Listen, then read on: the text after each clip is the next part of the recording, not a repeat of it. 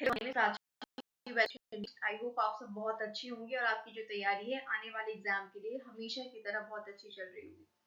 तो जैसा कि मैंने आप सब लोगों से बोला था कि हमने जैसा आप सभी जानते हो कि हमने EMRS, TGT और PGT का जो सिलेबस है वो डिस्कस किया था लास्ट सेशन में मैथ्स का। ठीक है। और फिर मैंने आपको बोला था, बहुत से लोगों की क्वेरीज आ रही थी, मेरे पास मैसेजेस आ रहे थे कि मैम आप हमें ये बताइए कि कौन से क्लासेस का सिलेबस कवर करना होगा हमें TGT के लिए और PGT के लिए। तो जो आज का वीडियो है वो उसी के लिए है। हम आज की वीडियो में डिस्कशन करेंगे कि जितना भी आपका TGT का सिलेबस है वो आपको कौन से क्लासेस का कवर करना है, और जो पीजीटी का आपका सिलेबस है वो आपको कौन सी क्लासेस का कवर करना है। ठीक है।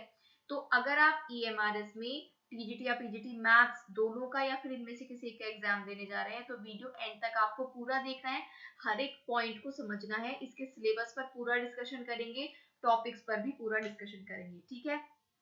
तो अगर आप हमारे चैनल पर नए हैं या अभी तक आपने सब्सक्राइब नहीं किया है तो जल्दी से आप पहले तो सब्सक्राइब करके बेल आइकन को प्रेस कर दो, जिससे भी कोई भी वीडियो आती है चैनल पर तो उसको आपको उसकी अपडेट मिल जाए। ठीक है। चलो, तो अब हम शुरू करते हैं सिलेबस के बारे में जानना। तो देखो, सबसे पहले हम टीजीटी के सिलेबस की बात करेंगे और बात करेंगे जो जनरल सिलेबस है। तो जनरल सिलेबस में देखो आपके क्या क्या सब्जेक्ट्स हैं ये देख लो। जीए है, जनरल अवेयरनेस। अच्छा, जनरल अवेयरनेस में दो चीजें होती हैं, एक तो जनरल नॉलेज होती है जिसको हम जीएस कहते हैं, और एक होता है करंट अफेयर। दो चीजें हो गई, एक जीके हो गई है इसमें और एक हो गया करंट अफेयर। अब ये जो सारे टॉपिक्स जनरल सब्जेक्ट के हैं इन पर आपको मैं ये बोलूंगी कि एग्जाम से पहले ही कुछ चीजें आप इसमें पढ़ें, वो भी कुछ चीजें, बाकी आपके ऊपर है। अगर आपने अपना जो सब्जेक्ट है टीजीटी में मैथ्स का आपका जो सब्जेक्ट है आपने ये पूरा कंप्लीट किया हुआ है, बस आपको लगातार प्रैक्टिस की जरूरत है, तो इन सब्जेक्ट्स पर भी आप पूरा फोकस दीजिए। लेकिन अगर अपना सब्जेक्ट आपका अच्छे से प्रिपेयर नहीं है तो पहले अपने सब्जेक्ट को बहुत अच्छे से आपको प्रिपेयर करना है। इनमें जो चीजें करनी है वो मैं बता रही हूँ आपको। अब देखो, जनरल अवेयरनेस में दो चीजें होती हैं, जीके होता है और एक होता है करंट अफेयर। अगर आप करंट अफेयर पढ़ना चाहते हो तो आप जनवरी 2023 से करंट अफेयर्स को पढ़ो। आपको यूट्यूब पर या गूगल पर पिछले 6 महीने का करंट अफेयर्स मिल जाएगा एक ही वीडियो में। या तो आप कोई इस तरह की वीडियो देख लो या कोई इस तरह की पीडीएफ ले लो, उससे आप पढ़ लो। या फिर आप दूसरा तरीका क्या कर सकते हो, आप मंथ वाइज जो करंट अफेयर्स है उसको पढ़ सकते हो। तो मंथ वाइज करंट अफेयर आप कर सकते हो, पहले जैन के कर लो फिर फैब के कर लो। तो अगर आपको करंट अफेयर्स का पूरा कवर करना है तो जैन से आपको पढ़ना ही होगा। अब जीके में तो हिस्ट्री, ज्योग्राफी, ईवीएस, साइंस और ये सारी चीजें आती है जीके में। तो अगर आप जीके को कवर करना चाहते हो तो लूसेंट की जो जीके की बुक आती है आप उसको पढ़ लेना। देखो, वो आपके ऊपर है, मुझे नहीं पता कि आपकी अपनी सब्जेक्ट की कितनी तैयारी है। तो अगर सब्जेक्ट की तैयारी नहीं है या कम है तो अपने सब्जेक्ट पर आपको 80% फोकस रखना है और 20% देना है इन सब्जेक्ट्स को। इनमें भी क्या पढ़ना है आपको, मैं आपको यही रिकमेंड करूंगी, अगर सब्जेक्ट पे ज्यादा टाइम देना है आपको तो आप करंट जो है पूरा करो। जीके तो आप थोड़ा बहुत कर ही लोगे एग्जाम में। अब दूसरे सब्जेक्ट पर आ जाते हैं, रीजनिंग पर। अगर आप एक मैथ्स के एस्पिरेंट हो और पहले से कॉम्पिटिटिव एग्जाम देते आ रहे हो तो मुझे नहीं लगता ये सारे टॉपिक्स आपको नहीं आते होंगे। ठीक है। लेकिन अगर आपको बिल्कुल नहीं आते तो इसमें ज्यादा टॉपिक्स नहीं है। टॉपिक वाइज कहीं से भी अगर कोई बुक भी आपके पास रीजनिंग की है तो पूरी बुक नहीं पढ़नी है, टॉपिक्स ये जो इसमें मेंशन है यही टॉपिक्स पढ़ लेना और ये इसको आप पढ़ लेना रीजनिंग को। ठीक है। ये आसानी से भी हो जाएगी, जिनको आती है उनको पढ़ने की बिल्कुल भी जरूरत नहीं है। मैक्सिमम लोगों को रीजनिंग, खास करके जो मैथ्स वाले होते हैं उनकी क्लियर होती है। कंप्यूटर की मुझे नहीं लगता आपको पढ़ने की जरूरत है, टीचिंग एप्टीट्यूड पढ़ने की जरूरत नहीं है, थोड़ी जो एक्टिविटी बेस्ड पेडागोजी है वो पढ़ने की जरूरत नहीं है। जो नेशनल एजुकेशन पॉलिसी है उससे कि आप इंपॉर्टेंट क्वेश्चंस पढ़ सकते हो, कहीं से भी आपको मिल जाएंगे इसके बारे में इंपॉर्टेंट पॉइंट्स, वो आप पढ़ लेते हो, क्योंकि इन सब्जेक्ट्स की ज्यादा वेटेज तो है नहीं और इनमें आप जनरल जितने क्वेश्चन आएंगे उनमें से कुछ अटेम्प्ट कर ही लोगे। इसलिए मैं बोल रही हूँ कि इनको आपको टाइम देने की जरूरत नहीं है। और एनईपी क्योंकि स्पेसिफिक टॉपिक है तो इसके आप जो इंपॉर्टेंट क्वेश्चंस है वो पॉइंट्स को जरूर पढ़ लें। ठीक है, इतनी चीज क्लियर हो गई। अब आती है हिंदी और इंग्लिश। हिंदी इंग्लिश भी मुझे नहीं लगता आपको पढ़ने की जरूरत है, हर सब्जेक्ट में ये पूछी जाती है, हर एग्जाम में ये पूछी जाती है। आपको कहीं ना कहीं 70-80% तक ये दोनों सब्जेक्ट्स आते होंगे, तो आपको इन पर फोकस नहीं करना है।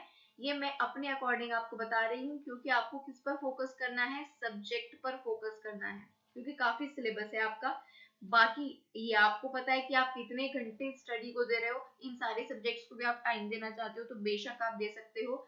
हिंदी की सबसे अच्छी बुक जो आती है वो आती है आदित्य पब्लिकेशन की, ठीक है। उसमें लगभग सभी सब्जेक्ट्स की हिंदी कवर हो जाती है। और इंग्लिश के लिए अगर आपको बुक चाहिए तो जो नीतू मैम है इंग्लिश पढ़ाती हैं, ठीक है, उनकी जो वॉल्यूम 1 है वो आपको ये कवर, आपके सारे जो टॉपिक्स है कवर कर देगी। टॉपिक वाइज सब में मेंशन है, तो टॉपिक वाइज ही पढ़िए अगर आप ये सब्जेक्ट्स पढ़ना चाहते हैं। तो ये नहीं कि आपको कोई पूरी बुक मिल गई है, पूरी बुक आप कवर कर रहे हो, टॉपिक्स इसीलिए यहाँ पर मेंशन है। चलो अब आ जाते हैं अपने सब्जेक्ट पर, यानी कि टीजीटी मैथ्स के सिलेबस की बात कर लेते हैं एक एक पॉइंट करके। अब आपको कॉपी पेन आप ले लो और जो जो ये पॉइंट्स है ना, जैसे ये रियल नंबर है, एलिमेंट्री नंबर थ्योरी है, इन पॉइंट्स को लिखो और लिखो आगे कि कौन सी क्लास का चैप्टर है। देखो मैंने जो पूरा एनालिसिस किया है उसके आधार पर टीजीटी मैथ्स का जो आपका सिलेबस है वो 9th 10th 11th और 12th तक है। ज्यादातर 9th 10th का है और कुछ पार्ट 11th 12th का भी है। इस और जो दो टॉपिक्स हैं वो आपको ग्रेजुएशन के दिए हैं। अब वो मैं आपको बाद में बताऊंगी, पहले इसका डिस्कशन कर लेते हैं कि क्या पढ़ना है आपको, क्या नहीं पढ़ना है, ठीक है। 9 10 से काफी जो है टॉपिक्स है और कुछ 11 12 से भी हैं। पहला है रियल नंबर, ये आपका 10th क्लास में ही चैप्टर शुरू हो जाता है। 9th और 10th में जो चैप्टर होंगे उनको मैं 10th लिखूंगी और 11th और 12th दोनों में जो होंगे उनको 12th लिखूंगी। तो रियल नंबर आपका जो ये 10th में आ जाएगा। दूसरा टॉपिक है elementary number theory. Elementary number theory ये आपका ग्रेजुएशन का या आपको बीएससी का जो है टॉपिक है। थर्ड टॉपिक है आपका मैट्रिसेस। मैट्रिसेस आपका आ जाता है 12th क्लास में, ये आपका वहां से कवर हो जाएगा। इसके बाद बात करते हैं चौथे टॉपिक की, पॉलिनोमियल्स की। तो जो पॉलिनोमियल्स है ये आपका 9 10 से शुरू हो जाता है, तो इसको 10th क्लास का लिख लेते हैं। वीडियो को पॉज करके लिख लेना अगर आप टॉपिक्स नहीं लिख पा रहे हो तो ये कौन सी क्लास का है, ठीक है। इसके बाद फिफ्थ टॉपिक है आपका linear equation in two variable, ये भी आपका 10th क्लास का है। सिक्स्थ टॉपिक है pair of linear equation in two variable, ये भी आपका 10th क्लास का है। इसके बाद अगर क्वाड्रेटिक इक्वेशन की बात करें, this is also from 10th class. और अगर इक्वालिटीज की बात करें, क्वाड्रेटिक के बाद क्वाड्रेटिक के बाद है आपका एपी, अर्थमेटिक प्रोग्रेशन, ठीक है। तो जो आपका ये एपी है ये कौन सी क्लास से है, ये 10th क्लास से है। इन इक्वालिटीज जो है आपका ये 12th का चैप्टर है। ये मैं अकॉर्डिंग टू एनसीईआरटी बता रही हूँ, एनसीईआरटी के जो सिलेबस में है। ये फिर से आपका एक टॉपिक ग्रेजुएशन का आ जाता है, कॉम्बिनेट्रिक्स, ठीक है, आपका बीएससी का टॉपिक आ जाता है। फिर जो कैलकुलस है आप जानते हो 12th में आप पढ़ते हो कैलकुलस को। और 12th चैप्टर जो इल्यूसिट्रेटिव ज्योमेट्री है ये आपकी 10th क्लास में आ जाती है। 13 में कोऑर्डिनेट ज्योमेट्री भी आपकी 10th में आ जाती है, 12th तक है ये। कुछ टॉपिक ऐसे हैं जो 9 10th में भी हैं और 11 12th में भी हैं, तो उनका डिफिकल्टी लेवल जो है 12th तक जाएगा ही जाएगा। 14 आपकी बात करें एरिया और वॉल्यूम, ये आपका 10th क्लास में आ जाता है। 15 ट्रिग्नोमेट्री भी आपकी 10th क्लास में आ जाती है। स्टैटिस्टिक्स जो है आपका ये भी 9 10th से शुरू हो जाता है, स्टैटिस्टिक्स। और अगर बात करें लास्ट टॉपिक जो कि क्या है आपका प्रोबेबिलिटी, ये भी आपका 10th क्लास से या 9th क्लास से शुरू हो जाता है। तो 10th क्लास के टॉपिक्स हो गए आपके 1 2 3 4 5 6 7 8 9 10 11 12, ठीक है। यानी कि 17 में से टोटल 17 टॉपिक हैं। 12 टॉपिक्स जो है आपके वो है 9th और 10th क्लास से। दो टॉपिक्स जो हैं ये आपके हैं बीएससी से या ग्रेजुएशन से आप बोल लो, ठीक है। कितने हो गए 14, और जो 3 टॉपिक हैं है ना, 3 टॉपिक से आपके 11 12 से हो जाते हैं। तो आप वेटेज देख रहे हो किसका ज्यादा है, 9 10th का। 9th और 10th का लगभग आप 70% बोलो, 20% आपका ये हो जाएगा 12th का और 10% बीएससी का। अब मेरी क्या स्ट्रैटेजी होगी अगर मैं ये एग्जाम देती हूँ, तो देखो ध्यान से सुनना, बीएससी के टॉपिक्स को टच करने की जरूरत आपको नहीं होनी चाहिए। ये जो 90% है इसको कंप्लीट करिए। और देखो मान लो आप चैप्टर वाइज कुछ कवर कर रहे हो, ठीक है, ये जो भी टॉपिक्स है चैप्टर वाइज कवर कर रहे हो, आपने एनसीईआरटी की बुक उठा ली और चैप्टर वाइज आपने ये 9 10 के सारे पढ़ लिए, और ये जो 12th में टॉपिक्स हैं ये भी सारे पढ़ लिए। अब आप लगाते हो क्वेश्चंस। अब मान लो कोई चैप्टर 9th-10th में भी है और वो 11th-12th में भी है, तो उस चैप्टर को आपको हाई लेवल तक पढ़ना है, ठीक है। जो चैप्टर 9th-10th से 11th-12th में जा रहे हैं उनको आपको हाई लेवल तक पढ़ना है, 12th लेवल के क्वेश्चन उनके लगाने हैं। तीसरी बात क्या है, मान लो आपने एनसीईआरटी से सारे चैप्टर्स कर दिए हैं कंप्लीट 9, 10, 11, 12 के, या किसी और बुक से जिसमें चैप्टर वाइज सारी चीजें हैं, फिर आपको लगानी है प्रैक्टिस क्वेश्चंस। अब वो प्रैक्टिस क्वेश्चन किसी आप बुक से भी लगा सकते हो, ठीक है, या किसी प्रैक्टिस सेट से आप लगा सकते हो, तो वो आपको लगानी है, क्योंकि प्रैक्टिस सेट क्या होता है, वो कॉम्पिटिटिव एग्जाम का होता है। प्रैक्टिस सेट जो होता है कॉम्पिटिटिव एग्जाम के लेवल का होता है। अब 9, 10 की आप बुक पढ़ोगे डायरेक्टली आपको वो क्वेश्चंस कम मिलेंगे लेकिन कम मिलेंगे कि जो 9, 10 की बुक में क्वेश्चंस दिए हैं वही आपके एग्जाम में आ जाए, उनका थोड़ा लेवल इधर उधर हो जाता है, बढ़ जाता है, कभी कभी वही रहता है। लेकिन अगर आपको बेस्ट तैयारी करनी है तो पहले तो आप हर चैप्टर को चैप्टर वाइज कवर करो, और उसके बाद कोई भी प्रैक्टिस सेट ले लो आप, ठीक है। प्रैक्टिस सेट में तो देखो मिक्स क्वेश्चंस होते हैं सारे चैप्टर्स के, तो आप कोई ऐसी प्रैक्टिस बुक ले सकते हो जिसमें चैप्टर वाइज जो है क्वेश्चन दिए हैं। मान लीजिए आपका पहला चैप्टर है रियल नंबर, ठीक है, उसको आपने पूरा पढ़ लिया, फिर उसके प्रैक्टिस काफी सारे आपको मिल गए, आपने बोला वाली ऐसी बुक लेना जिसमें बहुत सारे प्रैक्टिस क्वेश्चन आपको मिल जाए चैप्टर वाइज, और जब चैप्टर वाइज आप कंप्लीट कर लो तब आप लगाओगे प्रैक्टिस सेट। अब उस प्रैक्टिस सेट को आप ऑनलाइन भी लगा सकते हो, ऑफलाइन भी लगा सकते हो। तो ये पूरी जो स्ट्रैटेजी है ये टीजीटी के लिए मैंने बताई है। पीजीटी के लिए भी काफी हद तक यही चीजें रहेंगी, उसका भी डिस्कशन कर लेते हैं। अब आ जाते हैं पीजीटी पर। तो टीजीटी वाले समझ गए ना, पहले जो भी 9, 10, 11, 12 के चैप्टर है उनको अच्छे से कंप्लीट करो, और फिर आपको क्या करना है, फिर आपको बढ़ना है आगे प्रैक्टिस करने पर। अब पीजीटी का जो जनरल सिलेबस है वो भी वही है जो हमने अभी देखा है। इनको ऐसे आप कवर करोगे, general awareness, reasoning, knowledge of ICT, teaching aptitude, pedagogy, NEP, English और हिंदी। इस पर डिस्कशन करके टाइम वेस्ट बिल्कुल नहीं करने वाले, क्योंकि अब आपको तैयारी अपने एग्जाम की शुरू करनी है। अब आ जाते हैं पीजीटी मैथमेटिक्स के सिलेबस पर। अब देखो यहाँ पर एक क्या चीज है, यहाँ पे आप समझिएगा, एक बहुत इंटरेस्टिंग चीज है आपके सामने। देखो जो पीजीटी मैथमेटिक्स का सिलेबस है ना, आप 12th का एनसीईआरटी का जो मैथ्स का सिलेबस है उसकी पीडीएफ डाउनलोड कर लेना।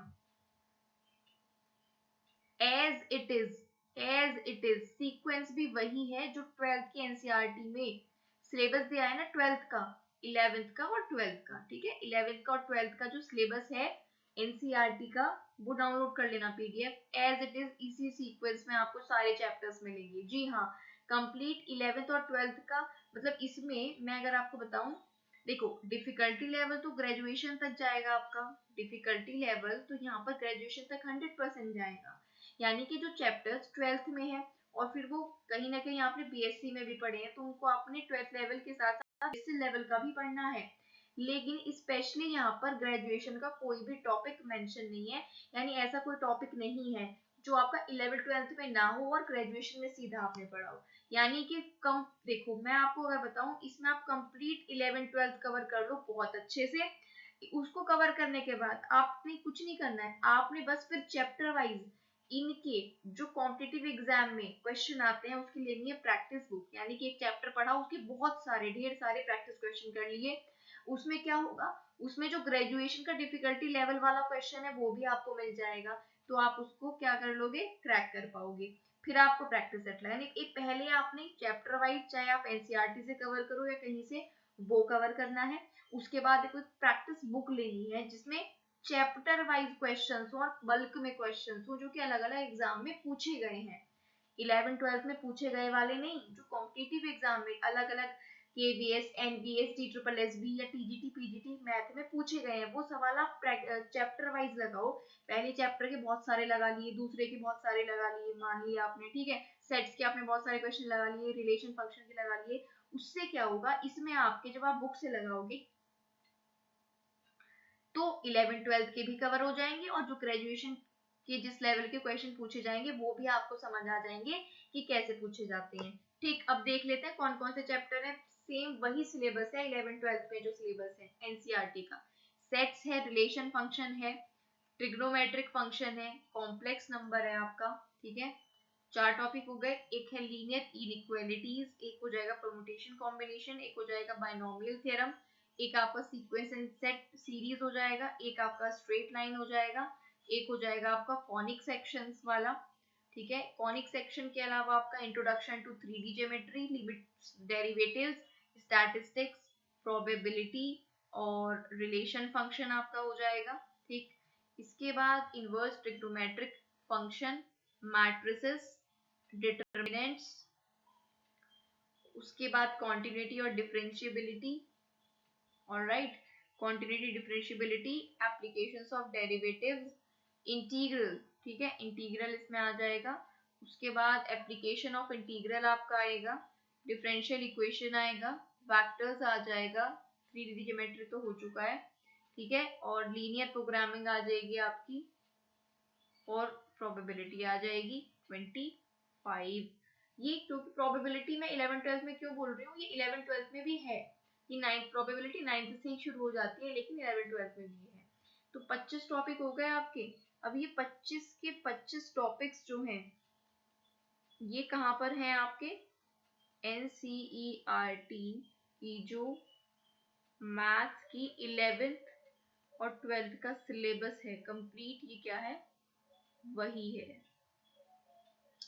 अब मुझे लगता है आपको कोई डाउट रहना चाहिए, सीधी सी बात है, आपका जो सब्जेक्ट है मैथ्स, पहले आप देखो कि आपकी उसकी कितनी तैयारी है।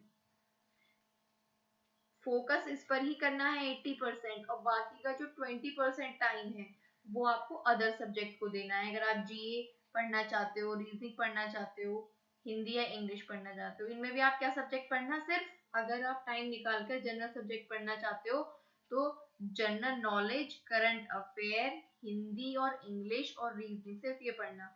आईसीटी वगैरह मत पढ़ने बैठ जाना, इतने क्वेश्चंस नहीं आते, जो आएंगे उनको आप आराम से कर लोगे, 5 में से 3 कर लोगे या 2 4 कर लोगे, ऐसे भी कर लोगे। तो सब्जेक्ट पर ही फोकस रखोगे तभी आपको सिलेक्शन यहाँ पर मिलेगा। बाकी मुझे इस वीडियो में आपको यही बताना था, पूरा सिलेबस आपके सामने खोल कर रख दिया है, कैसे आपको टीजीटी में लेकर चलना है और कैसे पीजीटी में लेकर चलना है। टीजीटी में क्या है, एक बार और मैं यहाँ पर ओवरव्यू दे देती हूँ, 9th 10th 11th 12th और यहाँ पर 11th 12th और ग्रेजुएशन। ये क्यों लिख रही हूँ, क्योंकि यहाँ तक डिफिकल्टी लेवल जाएगा। कंप्लीट तो 11-12 का ही करना है, लेकिन जब आप प्रैक्टिस क्वेश्चन लगाओगे तो ग्रेजुएशन डिफिकल्टी लेवल के लगाओगे। यहाँ पर क्या करना है, पहले तो सारे चैप्टर्स पढ़ लो, सारे चैप्टर्स पढ़ लो। चैप्टर्स पढ़ने के बाद आपको लेनी है कोई बुक, हो सकता है आपके पास हो प्रैक्टिस बुक, उस प्रैक्टिस बुक में चैप्टर वाइज क्वेश्चंस होने चाहिए, चैप्टर वाइज क्वेश्चन, और उसके बाद आपको लगाना है प्रैक्टिस सेट, क्योंकि प्रैक्टिस सेट में मिक्स क्वेश्चन सेम इसके लिए करना है, ठीक है, सेम टू सेम पीजीटी के लिए करना है। पहले चैप्टर वाइज सारे टॉपिक्स कवर करो, उसके बाद कोई प्रैक्टिस बुक ऐसी लगाओ जिसमें पहला चैप्टर बहुत सारे क्वेश्चन हो, फिर दूसरे से भी बहुत सारे क्वेश्चन हो, ये तो हो गए अलग अलग। फिर जब आप लगाओगे प्रैक्टिस सेट, उसमें मिक्स क्वेश्चन आपको मिलेंगे, और इस बुक के जो आप क्वेश्चन लगाओगे और इस प्रैक्टिस सेट के वो क्वेश्चंस लगाना जो अलग अलग एग्जाम में आए हुए हैं, जैसे कि DSSS है, KVS है, NVS है। क्लियर है आपको इतनी बात? एक बात और सुनो, EMRS का प्रीवियस ईयर में कोई पेपर नहीं हुआ है, तो प्रीवियस ईयर जो आपको पेपर देखने हैं वो कौन से देखने हैं, DSSS, KVS, NVS और टीजीटी के या पीजीटी के जो भी एग्जाम्स होते हैं स्टेट वाले, उनको भी देख सकते हो। लेकिन मोटे तौर पर अगर आपने DSSS, KVS और NVS के प्रीवियस ईयर क्वेश्चंस कर लिए, वो लेकिन तब करना है जब आप सारे चैप्टर कंप्लीट कर लो, तब आपको ये प्रीवियस ईयर क्वेश्चंस लगाने हैं। अगर बिना पढ़े कॉन्सेप्ट क्लियर है नहीं और प्रैक्टिस क्वेश्चन लगाने बैठ गए तो क्या करोगे, बहुत टाइम लग जाएगा एक एक क्वेश्चन को समझने में।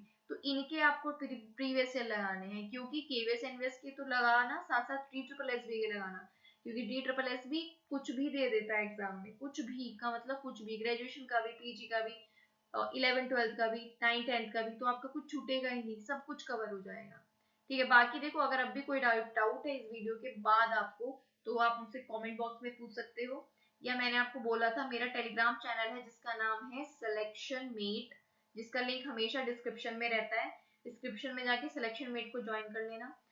हमारे चैनल पर जो वीडियोस मोस्टली अपलोड की जाती है टीचिंग एग्जाम के लिए की जाती है, और मैथ्स को हम बहुत ज्यादा फोकस करते हैं, तो कोई भी रिलेटेड न्यूज होगी, कोई भी कंटेंट आपके लिए आएगा तो यहाँ पर आपको टेलीग्राम पे नोटिफिकेशन मिल जाता है, तो इसको ज्वाइन कर लेना। एक और चीज, यूपी टीजीटी का, ठीक है, 2019 का कंप्लीट पेपर मैंने अपने चैनल पर करवा दिया है, जिस पर आप ये वीडियो देख रहे हो।